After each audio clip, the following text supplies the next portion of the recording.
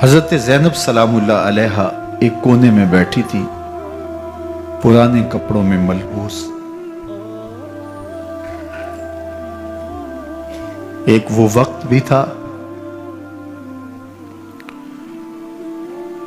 کہ سیدہ زینب سلام اللہ علیہا جب کوفے میں آئیں،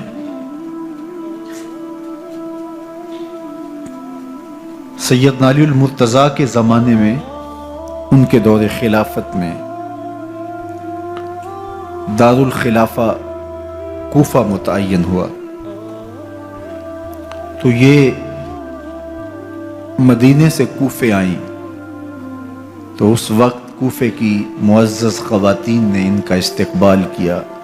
خلیفۃ المسلمین کی شہزادی، رسول اللہ کی بیٹی سیدہ فاطمہ الزہرا کا عکس حضرت زینب سلام اللہ علیہا کوفے میں داخل ہوئیں، تکریم، عزت اور وقار کے ساتھ آپ کا استقبال کیا گیا، اور آپ خواتین کو درس قرآن دیتی، حضور کی شریعت سکھاتی،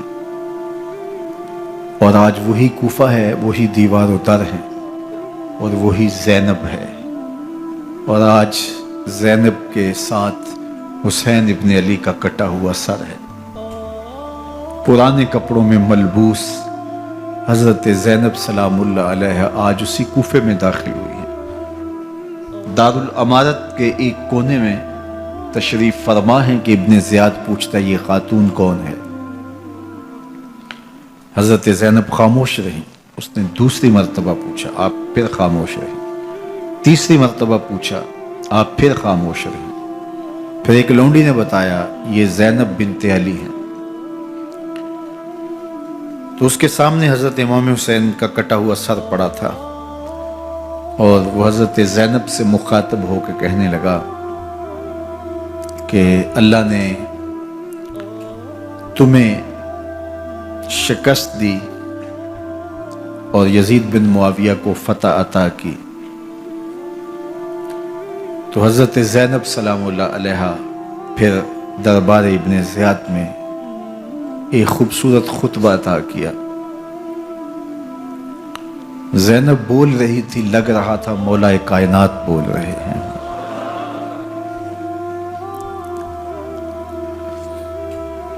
یہ خطبہ بامر مجبوری تھا، ابن زیاد کی خرافات کا جواب تھا۔ تو ابن زیاد سے اس کا جواب تو نہ بن پڑا، لیکن کہنے لگا کہ بڑی مکفہ اور مسجع گفتگو کی، تمہارا باپ علی بھی بہت اچھا شاعر تھا۔ تو سیدہ زینب سلام اللہ علیہ نے فرمایا ہمیں مکفہ گفتگو سے کیا غرض، یہ تو ایک حقیقت ہے جو ہم نے بیان کی۔ تو حضرت علی اوسط امام زین العابدین بھی پاس تھے، تو دیکھ کر کے کہنے لگا کہ یہ لڑکا کون ہے؟ تو فرمایا میں علی بن حسین ہوں۔ تو کہا کہ انہیں تو قتل کر دیا گیا۔ کہا وہ میرے بھائی تھے اور ان کا نام بھی علی تھا، میرا نام بھی علی ہے۔ تو اس نے کہا کہ اس لڑکے کو لے جاؤ اور قتل کر دو۔ حضرت زینب علی اوسط امام زین العابدین کے ساتھ چمٹ گئیں اور کہا کہ اگر تم اسے قتل کرو گے تو اس کے ساتھ مجھے بھی قتل کرنا ہوگا۔ تو ابن زیاد کہنے لگا کہ یہ عورت سچ کہتی ہے، واقعی اس کے جذبات یہی ہیں۔ اور الصلاۃ جامعہ کی پکار کے ساتھ مسجد کوفہ میں آ گیا۔ کوفے کے لوگ سارے ابن زیاد کے سامنے تھے۔ امام حسین کا کٹا ہوا سر ابن زیاد کے سامنے تھا، اور اس نے کہا کہ اللہ نے یزید بن معاویہ کو فتح دی اور کذاب ابن کذاب معاذ اللہ حسین ابن علی کو شکست دی۔ جب اس نے یہ بات کہی تو عبداللہ بن عفیف الازدی رضی اللہ تعالی عنہ موجود تھے، وہ کھڑے ہو گئے غصے سے ان کا بدن کانپ رہا تھا، اور آپ نے پوری ہمت کے ساتھ ابن زیاد کو جواب دیتے ہوئے کہا، ظالم، حسین سچا، حسین کا باپ بھی سچا، تو جھوٹا، تیرا باپ بھی جھوٹا، جس نے تجھے امیر بنایا وہ بھی جھوٹا۔ تو ابن زیاد نے جب اپنے بارے عبداللہ بن عفیف سے یہ بات سنی تو اس نے حکم دیا کہ ان کا سر کاٹ دیا جائے، اور پھر حضرت عبداللہ ابن عفیف رضی اللہ تعالی عنہ کو شہید کیا گیا اور ان کی لاش کو سولی چڑھا دیا گیا۔ حق کی راہ کے یہ مسافر اپنی جان کس طرح راہ خدا میں سپرد کر رہے تھے۔ اہل کوفہ سہمے ہوئے، ڈرے ہوئے ابن زیاد کے دربار میں بیٹھے تھے، اور امام حسین رضی اللہ تعالی عنہ کے قتل کا، ان کی شہادت کا انہیں دکھ تو تھا، لیکن ان کے اندر ہمت، طاقت اور توانائی نہیں تھی۔ ان کی تلواریں یزید کے ساتھ رہیں، اور دل امام حسین رضی اللہ تعالی عنہ کے ساتھ رکھنے کی بات کرتے تھے۔ پھر یہ قافلہ کوفہ سے چلتے چلتے دمشق کی جانب عازم سفر ہوا۔ ایک اونٹ پہ تین لوگوں کو سوار کیا گیا تھا۔ امام زین العابدین کو سوار بھی کیا گیا اور بدن پر زنجیریں بھی باندھی گئیں، جکڑ کر کے سواری پہ بٹھایا گیا۔ اللہ اکبر! جہاں جہاں سے یہ لوگ گزرتے، لوگوں کو ان کی حالت پہ رحم آتا۔ بہت سارے لوگ نہیں جانتے تھے یہ کون ہیں۔ عمومی طور پہ راستوں میں یہی بتایا گیا کہ کچھ باغی لوگ ہیں جنہوں نے حکومت سے بغاوت کی، تو ان کے کیفر کردار تک پہنچا دیا گیا۔ راستے میں ایک گرجا گھر آیا، اور وہاں یہ لوگ رات رکتے ہیں۔ گرجا گھر کی دیوار پہ لکھا ہوا تھا، اترجو امت قتلت حسین شفاعت جدہ یوم الحساب۔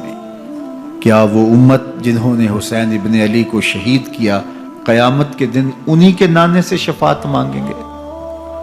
کس منہ سے شفاعت طلب کریں گے؟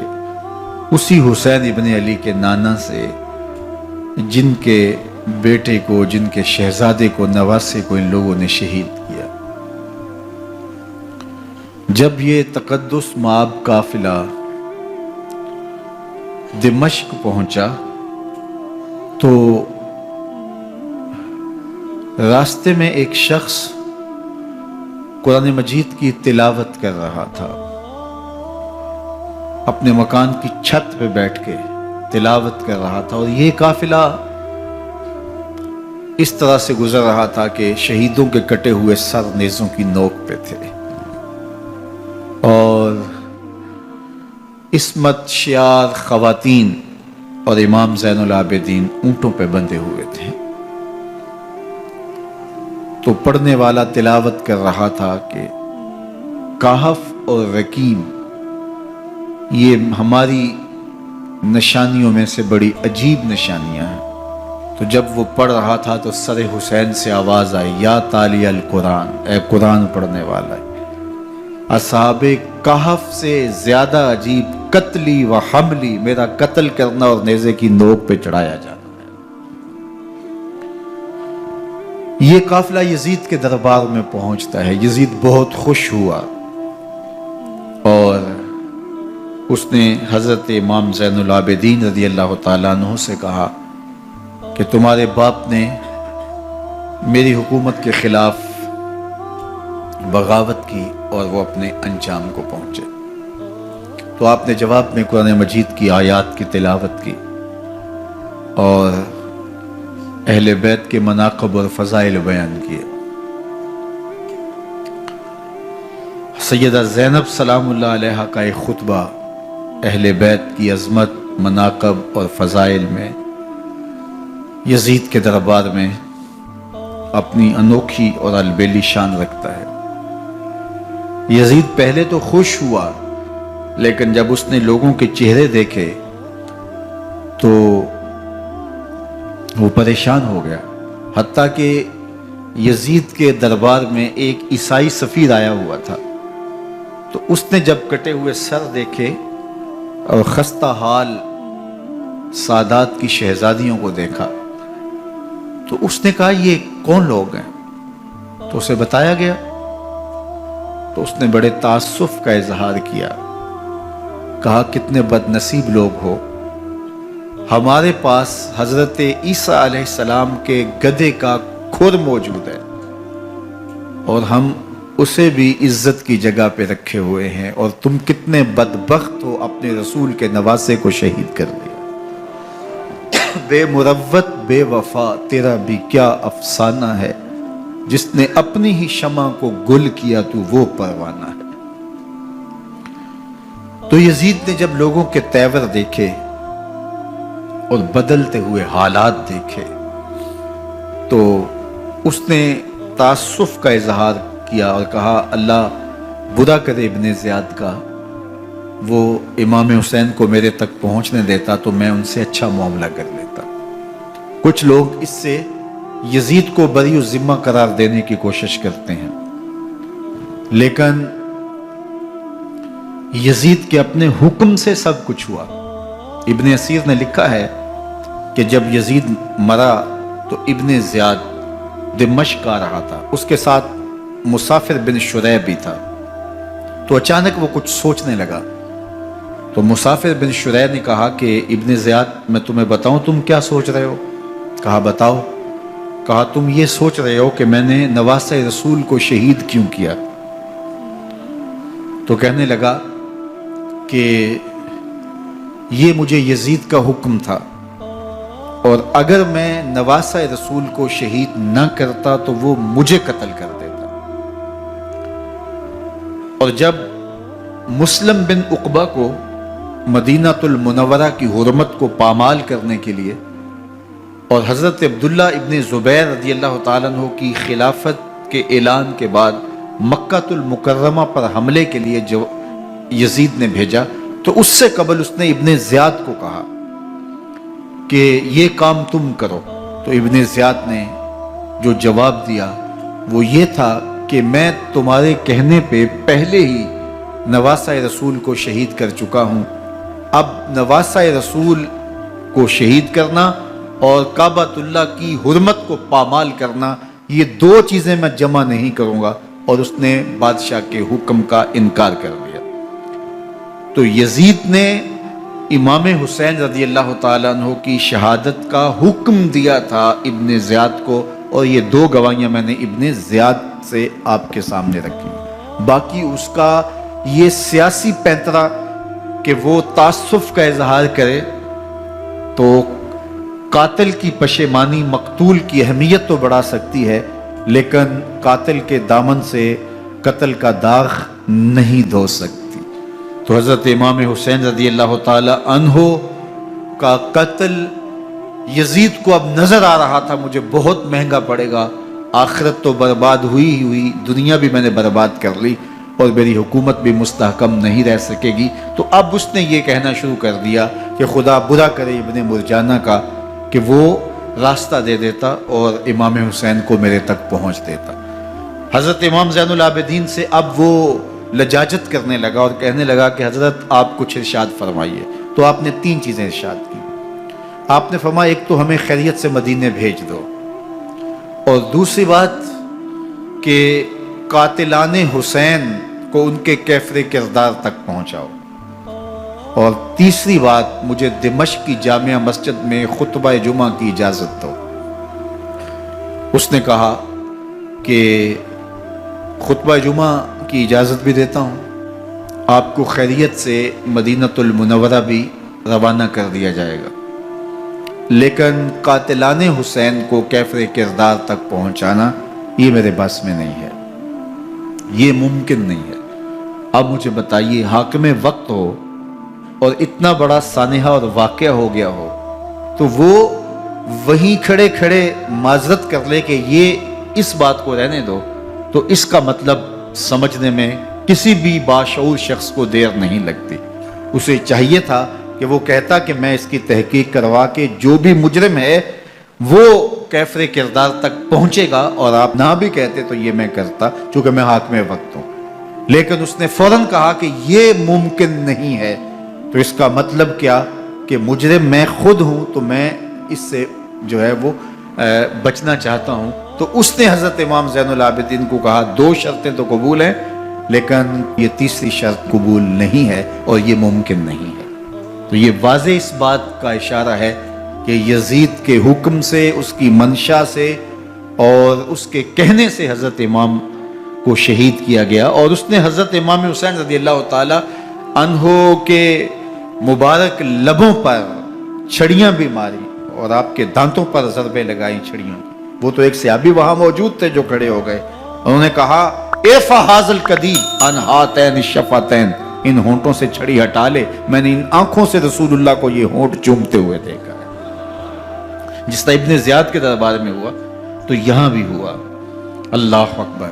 تو یزید اپنے تئیں خوش تھا، لیکن لوگوں کے احتجاج کی سکت نہیں لا سکتا تھا کہ نواسہ رسول کو شہید کر دیا گیا، تو وہ یوں اپنی بات کو چھپانا چاہتا تھا اور بات ابن مرجانہ ابن زیاد پہ ڈالنا چاہتا۔ لیکن ابن زیاد کہتا ہے کہ اگر یزید کے کہنے پہ میں امام حسین کو قتل نہ کرتا تو میں قتل کر دیا جاتا، اور میں غزوہ کعبہ اور قتل امام حسین دونوں کو جمع نہیں کر سکتا، لہٰذا اب میں یزید کا یہ حکم نہیں مانوں گا، اس نے پہلے مجھ سے بہت بڑی زیادتی کروائی ہے۔ یہ تاریخ کی معتبر کتابوں کے اندر موجود ہے۔ اب یزید نے کہا 2 باتیں مان لیتا ہوں، آپ کو مدینہ المنورہ بھی رخصت کر دیتے ہیں، اور دوسرا آپ کو مسجد دمشق میں خطبہ کی اجازت بھی دیتے ہیں۔ اللہ اکبر۔ یہ وقتی تصرف تھا اس کا، ورنہ یہ کون ہے اجازت دینے والا؟ ممبر تو حسین ابن علی کے نانے کا ہے۔ خیر مسجد دمشق میں گئے، لوگوں کا ہجوم تھا، حضرت امام زین العابدین ممبر پہ جلوہ فراز ہوئے۔ خطابت تو ان کے گھر کی لونڈی ہے، تو جب آپ نے کھڑے ہو کر کے خطبہ دیا اور فضائل و مناقب اہل بیت بیان کیے، لوگوں کے سینوں کے اندر آتش محبت اہل بیت کی جوش مارنے لگی۔ یزید ڈر گیا کہ اگر کچھ دیر خطبہ جاری رہا تو کہیں ایسا نہ ہو کہ لوگ میرے خلاف اٹھ کھڑے ہوں، تو اس نے مؤذن کو اشارہ کیا اور وہ اذان دینے لگا۔ تو اس نے کہا اللہ اکبر اللہ اکبر، تو حضرت امام زین العابدین نے کہا اس میں کوئی شک نہیں کہ اللہ سب سے بڑا ہے۔ پھر کہا اشہد اللہ الہ الا اللہ، تو امام زین العابدین نے فرمایا کہ ہم نے اس بات کی اپنے خون سے گواہی دی ہے کہ اللہ کے علاوہ کوئی معبود نہیں ہے۔ پھر اس نے کہا اشہد ان محمد رسول اللہ، تو حضرت امام زین العابدین نے یزید کی آنکھوں میں آنکھیں ڈال کے کہا یزید دیکھ، اذان میں تیرے نانے کا نام ہے یا میرے نانے کا نام ہے؟ تو حسین ابن علی رضی اللہ تعالی عنہ کا نام کبھی بھی مٹنے والا نہ، زیاد کا وہ ستم رہا نہ یزید کی رہی وہ جفا، رہا تو نام حسین جسے زندہ رکھتی ہے کرم۔ یزید نے امام حسین رضی اللہ تعالیٰ عنہ کو راستے سے ہٹا دیا، اس کا خیال تھا کہ یہ باغی ہیں اور میں ان کو کچل دوں۔ حضرت امام حسین شہید کر دیے گئے، ان کا خاندان شہید کر دیا گیا۔ صرف 14 سال کے امام زین العابدین رضی اللہ تعالی عنہ اس حادثے میں، اس واقعہ میں جو ہے وہ بچے، اور سب سے زیادہ دکھ اپنی آنکھوں سے انہوں نے دیکھے۔ کربلا کا منظر بھی دیکھا، کوفے کا دارالعمارہ بھی دیکھا، اور دمشق کا دربار یزید بھی دیکھا، اور پھر یہاں سے مدینے پہنچ کر اہل مدینہ سے جو سامنا ہوا امام زین العابدین نے وہ لمحے بھی دیکھے۔ کہتے ہیں اس واقعہ کربلا کے بعد حضرت امام زین العابدین کبھی ہنسے نہیں تھے، جب بھی پانی پینے لگتے تو رو پڑتے، انہیں شاید سکینہ کی پیاس یاد آ جاتی تھی۔ امام زین العابدین کا رنگ زرد ہو جاتا جب کربلا کی یاد آتی، اور بسا اوقات شہر سے وحشت ہونے لگتی اور دور باہر نکل جاتے اور جا کر کے وہاں خیمہ گاڑ لیتے اور مہینہ مہینہ وہاں ذکر و فکر اور عبادت میں لگے رہتے۔ امام زین العابدین کے ہاتھوں میں ہتھ کڑیاں، پاؤں میں زنجیریں، اور اونٹ پہ باندھ کر کے جب حضرت امام زین العابدین کو शहीदों की लाशों के करीब से गुजारा गया तो गशी पे गशी तारी हो रही थी इमाम ज़ैनुल आबिदीन पे। और वो घड़ियां भी इमाम ज़ैनुल आबिदीन पर कितनी दर्दनाक थीं कि जब शहजादियां ऊंटों के साथ बांधी गई थी और इमाम ज़ैनुल आबिदीन अपने बाबा का सर अपने सामने चलता हुआ देखते थे। और ये दर्दनाक लम्हे कि जब रात की घड़ी आई तो ज़ैनब सलामुल्लाह अलैहा ने देखा कि ज़ैनुल आबिदीन के आंसू नहीं थमते और उनको गशी पे गशी आती है, तो वो आगे बढ़ के उनको अपनी आगोश में समेटती हैं और कहा, ज़ैनुल आबिदीन क्या हुआ? कहा कि पुप्पो जान अगर हो सके तो बाबा का सर कुछ देर के लिए मेरी गोद में नहीं आ सकता है। वो वक्त भी इमाम ज़ैनुल आबिदीन पे आता जब जख्म और दर्द और दुख हद से तजावज करते हैं तो ज़ैनुल आबिदीन मदीना की तरफ मुंह कर लेते हैं और हुजूर की बारगाह में हवा के हाथों पैगाम भेजते हैं, इन निलता या रिह सबा यौमन इला अर्दिल हरमी बल्लिग सलामी रोज़तन फीहन नबीयुल मुहतरमी या रहमतल लिल आलमीन अदरिक लिज़ैनिल आबिदी महबूस ऐदिज़ ज़ालिमी फिल मौक़ब वल मुज़दहमी। इमाम ज़ैनुल आबिदीन ने ये सारा दर्दनाक मंजर अपनी आंखों से देखा और ये सारे दुख सहे। इमाम ज़ुहरी कहते हैं कि वलीद के ज़माने में दोबारा इमाम ज़ैनुल आबिदीन को पकड़ लिया गया और इनके हाथों में दोबारा हथकड़ियां और पाँव में बेड़ियां डाल दी गई। मैं मिलने गया तो जो ही इमाम के हाथों में हथकड़ियां देखी तो मेरा दिल डोलने लगा और मेरी आवाज़ गले में दब गई और आंसू थे कि थमते नहीं थे। तो इमाम ज़ैनुल आबिदीन ने मुझे देखा तो मुझे तसल्ली देते हुए कहा, ज़ुहरी क्या हुआ तुम्हें? तो मैंने कहा, हज़रत करबला में थोड़े दुख देखे थे और अब ये हालत मुझसे देखी नहीं जा रही। तो इमाम ज़ैनुल आबिदीन ने उन जंजीरों को और उन हथकड़ियों को जिनसे आप जकड़े गए थे झटका दिया, लोहे की जंजीरें टूट गईं। कहा, ज़ुहरी हम अल्लाह की तकदीर पे राजी है वरना ये जंजीरें क्या होती हैं। इमाम ज़ैनुल आबिदीन को अल्लाह ने इज्जतों से नवाजा था, हर दौर के हाकिम वक्त डरते थे और उनकी इज्जत से हसद करते थे। वलीद बिन अब्दुल मलिक बनु उमैया का बड़ा तगड़ा हुक्मरान गुजरा है। एक दिन तवाफ करते करते हजर अस्वद के सामने आया, उसके दिल में आया कि मैं हजर अस्वद को बोसा करूं, लेकिन रश इतना था कि आगे बढ़ने की हिम्मत ना हुई और पीछे हट के खड़ा हो गया कि रश कम होता है तो मैं हजर अस्वद को चूमता हूं। इतने में इमाम ज़ैनुल आबिदीन रज़ी अल्लाह ताला अन्हु वो भी तवाफ करते करते हजर अस्वद के करीब आए। एक लम्हे के लिए तवक्कुफ किया, लोगों ने रास्ता छोड़ दिया। इमाम ज़ैनुल आबिदीन आगे बढ़े, हजर अस्वद को चूमा, फिर आगे बढ़ गए। वलीद बिन अब्दुल मलिक को बड़ा गुस्सा आया कि लोगों ने मेरे लिए तो राहें नहीं छोड़ी और ज़ैनुल आबिदीन के लिए राहें छोड़ दी हैं। तो वो अपने दरबारी शायर को, फरजदक को, जो उसके साथ खड़ा था, उसको पूछता है, मन हाजा, ये कौन है? हालांकि उसे पता था ये इमाम ज़ैनुल आबिदीन है। बाज़ औक़ात सवाल तफ़हीम के लिए किया जाता है, समझने के लिए किया जाता है, और बाज़ औक़ात सवाल तहकीर के लिए किया जाता है। जिस तरह किसी शख्स को आप पसंद न करते हो और वो कोई काम करे तो आप कहते हैं ये कौन है, ये कौन है? तो उसने कहा मन हाजा, ये कौन है? अब फरजदक शायर था और दरबारी शायर था, उसे अच्छी तरह पता था कि मन हाजा से बादशाह क्या सुनना चाहता है। लेकिन आज उसकी गैरत ईमानी जागी। बादशाह ने कहा मन हाजा, ये कौन है? तो फरजदक ने बादशाह की आंखों में आंखें डाल के कहा, बादशाह तू नहीं जानता ये कौन है? इसको तो बतहा के संग रेजे भी जानते हैं, इसको तो जमीन वाले भी जानते हैं, आसमान के फरिश्ते भी जानते हैं। ये फातिमा का बेटा है, ये अली का शहजादा है, ये रसूलुल्लाह का नवासा है। तेरा मन हाजा कहना इस मारफा को नकरा नहीं करेगा। ये कल भी मारफा था, ये आज भी मारफा है। खड़े खड़े इमाम ज़ैनुल आबिदीन की शान में एक तवील कसीदा लिख दिया। बादशाह तो इससे कुछ और सोच रहा था, उलट हो गया। उसने एक फरजदक को जेल में डाल दिया। इमाम ज़ैनुल आबिदीन को पता चला, आपने अशरफियों की 2 थैलियां खादिम के हाथ भेजी कि हमारी वजह से तुम्हारे ऊपर ये उफ्ताद पड़ी है। तो उसने थैलियां कबूल की, चूमा आंखों से लगाई और फिर खादिम के हाथ में देते हुए कहा, इमाम को मेरा सलाम दे देना और कहना हजरत सारी जिंदगी ने टगों के लिए, इन पैसों के लिए, अशरफियों के लिए शायरियां की हैं।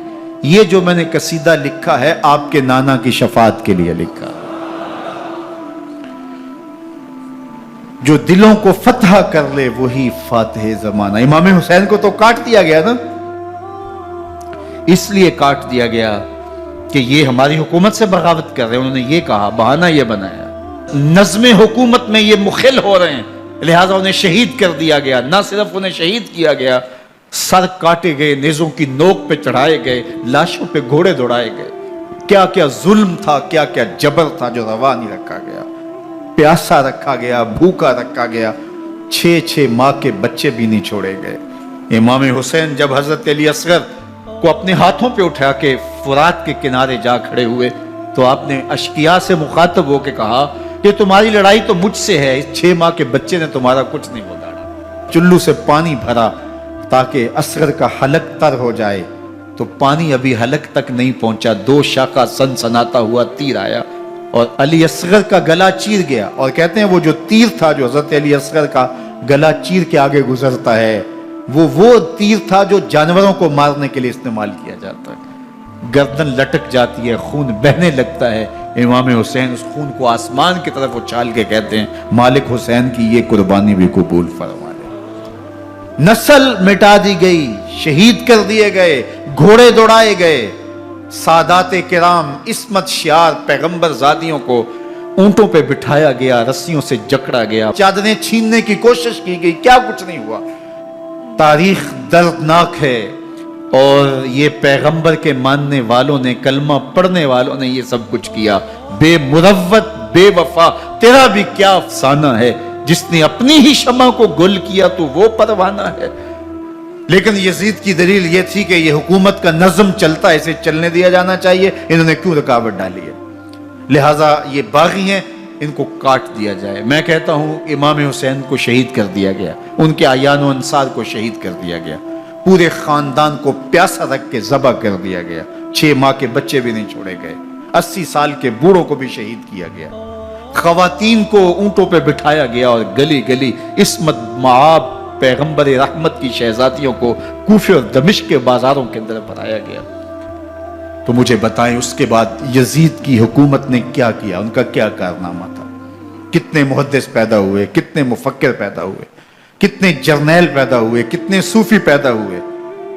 कौन था जो उनके तख्त व ताज और उनकी हुकूमत जिसको बचाने के लिए इतना बड़ा हादसा कर दिया और पैगंबर के बेटों को शहीद कर दिया। तो क्या फिर उस हुकूमत ने किया यजीद ने? यजीद का अपना बेटा तख्त पे बैठने के लिए तैयार नहीं था। 6 माह के बाद उसकी लाश घर से निकली, उसने कहा कि ये तख्त जो है वो आले रसूल के खून पे बना है, मैं इस पे नहीं बैठूंगा। और रुस्वा हो गए। और यजीद जिसको जोन था कि मैं इतनी बड़ी सल्तनत का मालिक हूं, इसको बचाना है, उस सल्तनत ने इस्लाम के लिए क्या किया मुझे बताओ। कौन से जर्नैल पैदा किए, कौन से हुक्मरान पैदा किए, उसने कौन से तवाना लोग पैदा किए, कौन से मुहद्दिस, कौन से मुफक्किर, कौन से मुस्लिह पैदा किए। और जिस खानदान को काट दिया गया, सिर्फ एक 14 साल का अली औसत ज़ैनुल आबिदीन बचा। और जरा हुसैन इब्न अली की नस्ल देखो, जाफर सादक किस नस्ल से हैं, बाकिरुल उलूम किस नस्ल से हैं, हजरत गौसे आजम किसके शहजादे हैं, हजरत दाता गंज बख्श अली हजवेरी किसके बेटे हैं, और हजरत मोइनुद्दीन चिश्ती अजमेरी किसके बेटे हैं। आज जमाने को जो भी दिया है हुसैन के बेटों ने दिया है। यजीद तख्त बचाकर भी उम्मत को कुछ ना दे सका और इमाम हुसैन ने सब कुछ लुटा के उम्मत को ईमान की बहारें अता कर। आज जहां भी मिंबरों मेहराब की रौनक नजर आ रही है, इसके पीछे हुसैन का कोई बेटा खड़ा हुआ नजर आ रहा है। अल्लाह अकबर। इस दीन के खाके में रंग ही हुसैन इब्न अली के खून ने भरा है। हुसैन अगर ना शहीद होता तो आज घर घर यजीद होता। इस्लाम की अजमत अया न होती, खुदा के घर में अज़ा न होती। जी तो फ्रेंड्स, आपने मेरी पहली वीडियो में वाक़या करबला सुना, दूसरी वीडियो में सफ़र का सुना, अब ये मेरी लास्ट वीडियो थी जिसे आपने सुना मौलाना साकिब रज़ा मुस्तफ़ाई की आवाज़ में कि इमाम हुसैन की शहादत के बाद यजीद के साथ क्या हुआ, यजीद के तख्त के साथ क्या हुआ। उम्मीद है कि आपकी मालूमात में इजाफा हुआ होगा, आपको इससे बहुत कुछ सीखने को मिला होगा। अगर आपको ये वीडियो पसंद आई है तो मेरे चैनल को सब्सक्राइब कर लीजिए और साथ ही बेल के आइकन को ज़रूर क्लिक कीजिएगा ताकि हर नई आने वाली वीडियो आप तक पहुंचाई जा सके। बहुत शुक्रिया।